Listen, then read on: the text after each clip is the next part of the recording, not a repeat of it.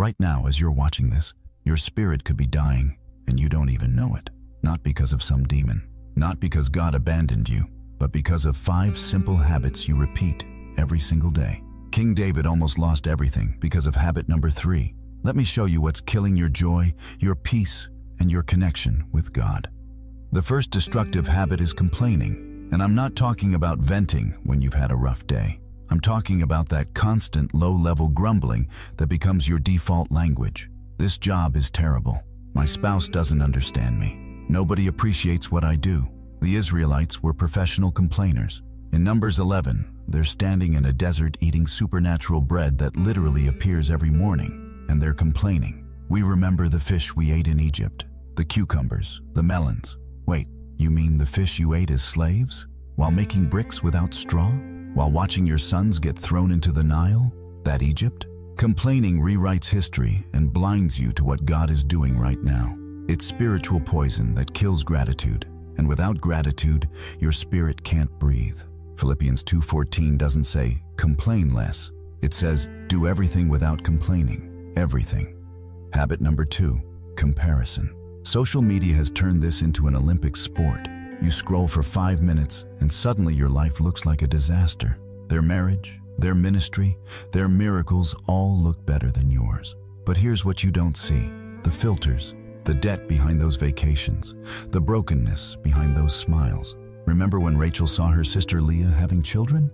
Genesis 31 says she told Jacob, "Give me children or I'll die." She was so consumed with comparison that she couldn't see the blessing right in front of her. Jacob loved her more than Leah, but comparison made her miserable. When you compare, you're basically telling God His plan for you isn't good enough.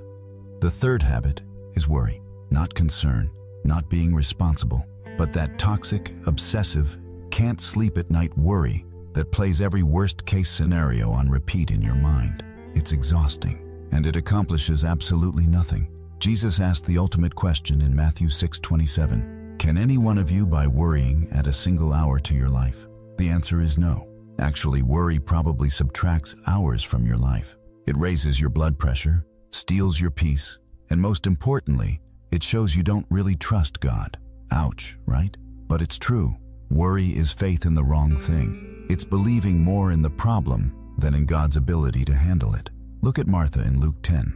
Jesus is in her house, and she's worried and upset about many things. Meanwhile, her sister Mary is sitting at Jesus' feet. Martha's worry made her miss the moment. How many moments are you missing because you're too busy worrying about tomorrow? Habit number 4, neglecting the basics. You want spiritual power, but you won't pray. You want breakthrough, but you haven't opened your Bible in weeks. You want God to speak, but your life is so noisy, you couldn't hear Him if He shouted. It's like wanting to be fit while eating pizza every day and never exercising, then wondering why nothing changes. In Matthew 26:41, Jesus told His disciples, "Watch and pray so that you will not fall into temptation. The spirit is willing, but the flesh is weak." Even Jesus, who was God in flesh, prayed constantly. He woke up early, found quiet places, spent hours with the Father. If He needed it, what makes us think we don't? The enemy doesn't have to attack you directly if he can just keep you distracted, keep you too busy, too tired, too whatever to spend time with God. Before you know it, your spirit is running on empty.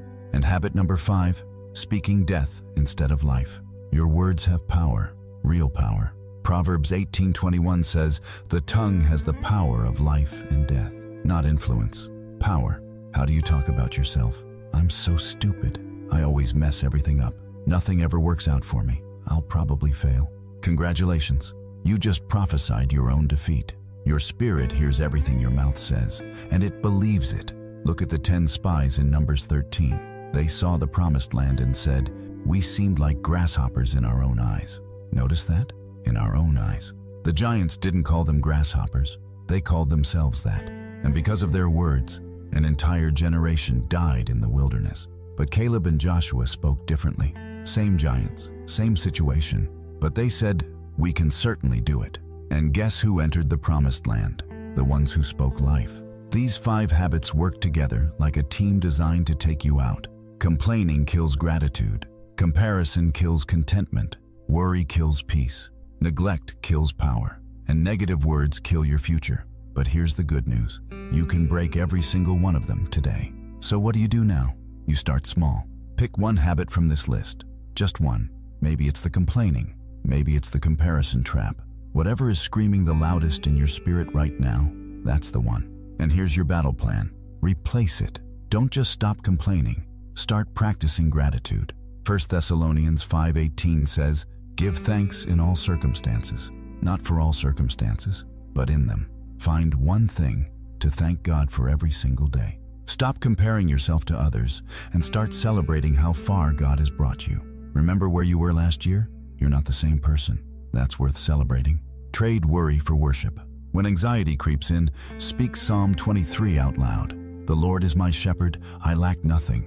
Let those words replace the fear. Get back to the basics. 10 minutes in prayer.